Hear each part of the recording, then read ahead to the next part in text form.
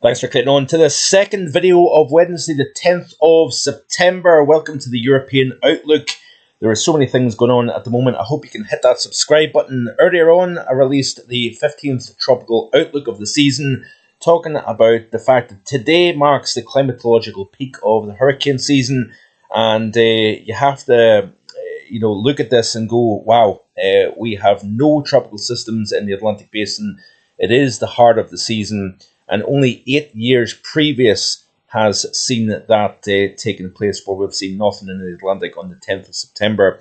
So do check that out. I will leave a link in the description below. According to Joe Bastardi, this is the coldest start of September since 2008 for the United States. And then according to another source, it is the coldest end of August, beginning of September on record for parts of the Great Lakes region. And you can see here quite clearly from a global perspective that real standout in terms of the cold anomaly over North America here. If we zoom in a little bit closer, you can see how cold it's been over parts of Ontario, and particularly so into the Great Lakes region, just points south of the Great Lakes. We've seen some very significant chill in the air. Incidentally, a very warm beginning to autumn for parts of the Pacific Northwest up in the British Columbia. Obviously Lytton and another region, I can't remember the exact name of the town, recorded a tie for the hottest September day on record for Canada.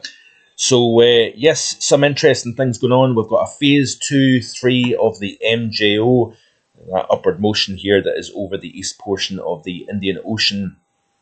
We've also got that confirmed by NOAA, that we're essentially sitting right on the cusp of phase 2 and 3. Now that correlates in terms of our part of the world, a trough over or near the UK essentially. And what I think is going to take place is we're going to see this continuation of low pressure moving in off the Atlantic, bringing wet and spells of wind. We will look at the prospects of the system at the back half of the weekend coming up later on in this video. We are beginning to see winter developing across the interior heart of Asia, up into the northern regions of the continent, and then over the higher terrain. If we play through this GFS accumulated positive snow depth change chart, you can see here that we are seeing the snow beginning to lie over the higher plateau of southwestern China, western China, over parts of Mongolia, and then as would be typical, eastern portions of Asia as well, over eastern portions of Siberia, should I say. And you can see that quite clearly. Between now and the 26th of September, we are beginning to start to see snow lay down, and that marks the cooling process and that the downward trend in terms of overall temperature. Looking at North America then, you can see here that we are starting to see snow develop and increase north of the Brooks Range, for example, in Alaska, parts of northern Canada, beginning to see the snows start to accumulate and expand. And with that expansion of snow, we are also seeing the first -10s of the season for parts of Russia as well as Canada.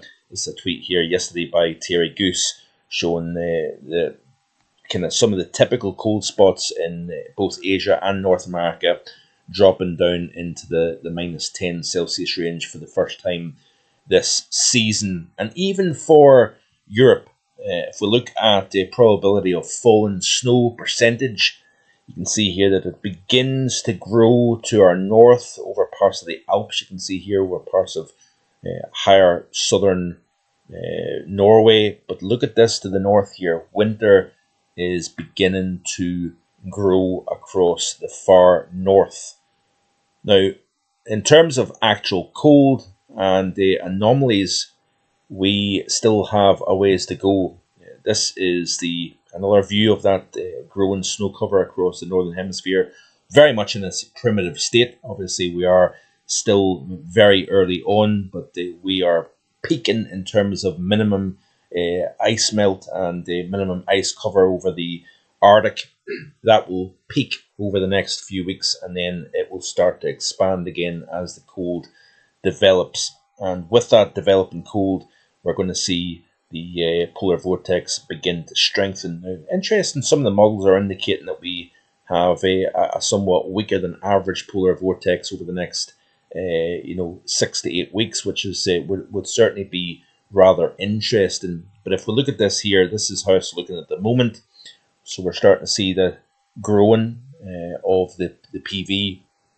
Those winds circling the polar vortex will begin to strengthen as the cold pool expands over the top of the pole. And you can see here, by the time we reach the 26th of September, it's fairly expansive. In terms of anomaly here, this is how it's looking in terms of its strength. You can see here slight, orangey colours showing slightly weaker than average for the 26th of September, down a wee bit more towards the mid-latitudes, which is rather interesting. In terms of the 850 temperature anomaly, you can see here there's really a mixed match of colder versus warmer than average here. What's going to be interesting is that obviously the tropics are rather quiet at the moment, but if they start to ramp up, especially towards the second half of September, even into early October, that transfer of tropical warmth, latent heat released into the upper levels of the atmosphere further north, that may try to create more high latitude blocking, buckling of the jet stream, and cold intrusions into the mid latitudes of North America and Eurasia. So we'll watch the tropics as we head towards the back half of September and into the month of October. It's looking like a month, according to the ECMWF seasonal model, at least anyway. Let's go to the correct chart. Let's go to the monthly and look at the month of September. So far, you can see here that we've got this trough stretching from UK and Ireland up towards Iceland here. We've got a little bit of blocking up over the top, if you notice here, and then a ridge off the east coast of Canada. And that's very indicative of that phase 2-3 of the MJO. If you look at the Paul Roundy's correlation again, you can see here this ridge over and just to the east of Newfoundland. We've got this negative on the other side of the Atlantic over the UK and Ireland here. If we go back to the chart that was just shown, you can see very similar trough over the eastern side of the United States, and we've got this trough over the northeast Atlantic here. Now, into the month of October, you can see here, this is how it's looking according to the ECM seasonal model here. You can see here a bit of a ridge down towards Iberia, extending across the Atlantic into North America. Bit of a weak, neutral signal over the UK and extending north here. So if we look at Europe specifically for the month of October, you can see here, this is how it's looking here. So not much of a signal here. This would suggest to me possibly more in the way of trophiness towards Iceland, perhaps towards Scandinavia. If we look at the precipitation anomaly for October, you can see here it is showing wetter than average, but also warmer than average here, as you can see, for October. So we'll watch this space and see how things pan out going down the road. So let me just see here if I can find the right graphic. I want to show you storm tracks and mean sea level pressure, because obviously we've got several systems that is going to be affecting our shores. We've got one today, we've got one during the course of Friday, and then we've got another system, a deeper system that is moving in towards the late weekend and early portions of next week. You can see here the storm tracks. This is off the GFS ensemble, so this is tracking low pressure centers, and you can see quite clearly that we've got this track that is heading north of Ireland and into perhaps clipping the northwest of Scotland, perhaps then slightly offshore.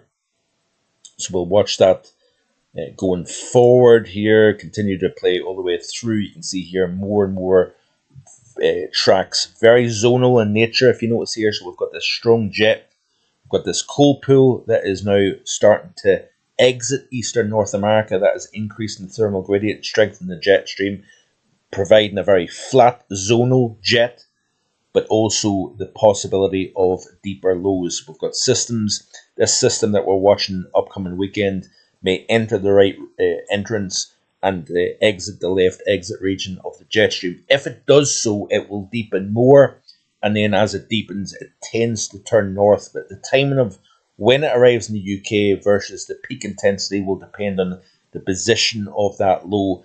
Deeper lows tend to want to turn north quicker, and therefore the worst case scenario for the UK, we've seen it with Flossie, or Floris should I say, was the fact that it deepened as it crossed the northern UK. So systems that tend to peak early ahead of arrival in the UK and Ireland tends to go further north quicker and miss the UK in terms of direct hit. So there's still a lot of uncertainty with regards to how this system interacts with the jet, whether it crosses it, how it peaks, when it peaks, where it peaks. This is all going to be questions that will need to be answered, and only time will tell. In terms of mean sea level pressure anomaly, you can see here of the ensemble, we've got this deep negative here, essentially controlling our pattern at the moment here. There's that region over Newfoundland and just points to the east here, very phase 2, 3 of the MJO. And really, the fact that it's going to maintain a phase 2 and 3, remember this is off the GFS ensemble for the next 7 days. This takes out to the 17th of September. We've still got that upward motion over the East Indian Ocean. That would tend to correlate with this continued unsettled theme. As we continue to play through, though, you can start to see a little bit of an eastward progress. That upward motion has shifted from the East Indian Ocean to the West Pacific. That may change the equation as we head towards the end of the month, but more on that in a separate video. So back to the case in point. Sorry, I've kind of lost my track here. I do apologise. So there you go. So there's the deep low centred between Scotland and Iceland. Friday at UTC midnight. Continue to play through. Then there's that feature there that we're keeping a close eye on. Looks as if it's going to be a fairly deep centre, and it generally looks to be positioned, according to the latest GFS data, it looks to be positioned over the northwest of the UK. So let's put on the latest GFS operational run here. There's the center, there's the depth of the low compared to average. Remember, this is mean sea level pressure and anomaly.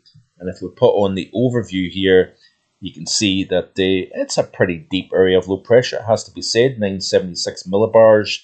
Let's put on the winds, maximum wind gusts. And we could see some issues with regards to wind strength. Looks like the strongest winds always on the southern flank of the low, crossing Ireland and perhaps southern Scotland. Looks as if the windiest conditions, according to this latest model run anyway, is more England and Wales rather than Scotland in terms of strength of wind. Let's put on the European, the ECMWF. Its central pressure is very similar to the GFS at around 977 millibars here, as you can see. Again, position very similar, just clipping the north of the UK. Let's put on the winds. That's the 850s. Let's put on the winds and see what it's showing here. And perhaps not quite as strong as the GFS. Yeah, we've got some gusty winds here. The mid to southwest coast of Ireland here, in through the Celtic Sea, Bristol Channel, up through the Irish Sea. We could see some very lively gusts here, but again, we've still got quite a bit of time. This is only Wednesday. We're talking about a late Sunday in the Monday time frame. And I also wanted to show you the latest of the Met Office model here. So let's skip back to refresh this chart. And I also want to try and remember to show you the simulated radar. This would be quite interesting to see. Let's have a quick look firstly at the mean sea level pressure of the model. So continue to play through. There's that low that is affecting us today, just west of the Outer Hebrides. Gusty westerly flow associated with that area of low pressure. Then as we move into the day on Friday, we've got another feature running in. And then as we move towards the Saturday-Sunday time frame, interesting enough, pressure is at 988 millibars, which appears to be a little bit higher. But interesting, compared to the ECM and the GFS, that centre is further south than what the other models are showing here. Let's have a look at the winds and see how strong the Met model is indicating here. Do I think this is going to get a name at this moment in time? I don't think it will, but we'll wait and see here what happens. Just depends on the depth of the low here. Certainly the Met Office model indicating 50-60 mile per hour winds, perhaps a little bit stronger, but certainly that is the weaker of the three models that I've just showed you. Can I pull up the simulated radar? Just bear with me a second. There's been a few times I've intended to show this chart and I've forgotten, depends on whether I can find it or not. Firstly, let's have a look at the significant wave heights real quick. First, some very, very significant wave heights there. This is actually right out to the 26th, but let's get back to the current period.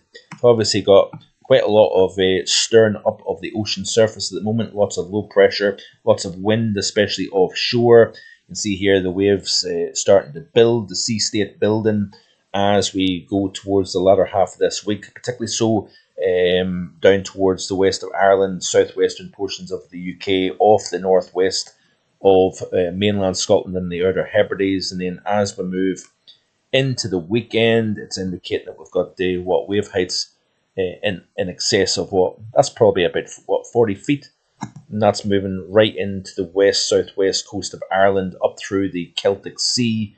So very significant wave heights indeed associated with this deep low as we progress towards the back half of the weekend. But plenty of wind and rain, frontal rain, and then followed by blustery showers following that over the next wee while. So simulated IR satellite. Let's have a look at this. I know this is a bit of a longer video today. I hope you're enjoying it. I hope you're enjoying what I'm showing you. But you can see here as we move into the day on Friday, got this next clutch of rain moving in associated with the trough. And then as we move towards the back half of the weekend here, there's that curl. Frontal system brings heavy wind-driven rain, and then once that system clears out, moves through the North Sea into the near continent, we're going to be left with the gusty winds associated with the centre of the low. So yes, that is it for today. Let me just see here. Upcoming 5 days of the model here, and you can see here this is how it's looking. So very much low pressure driven pattern, day 6 through 10. There's that flat zonal, MJO phase 2, 3, and then even in the 11 to 15 day, not an awful lot of ridging showing up in the models here. This is all the way to the 28th in terms of temperature anomaly. Upcoming 5 days, cooler than average, no surprise there. 6 to 10, cooler than average or close to average perhaps. 11 to 15, you can see here, cooler than average. And in terms of precip, sorry about that, we have got this anomaly. Upcoming 7 days, no surprise, wetter than average. Play through the sequence, and that wet signal perhaps eases during the back half of September, but certainly this is a continued Atlantic-driven pattern that will last well into next week. So, like and subscribe. Winter chat coming up. We're going to also be talking about the rest of autumn, the current SSTA profile, sea surface temperature anomaly profile. What type of autumn as we head towards the heart of autumn and the back half of autumn? Do we have a stormy wet signal, or do we have something more settled? That's going to be something that we're going to be looking at and addressing here over the next few days. Also comparing the heat of 2025 to past heat waves. That hopefully will be available tomorrow for you. So, yeah, plenty of reason to stick around. Like and subscribe, and I'll see you tomorrow with more. Bye for now.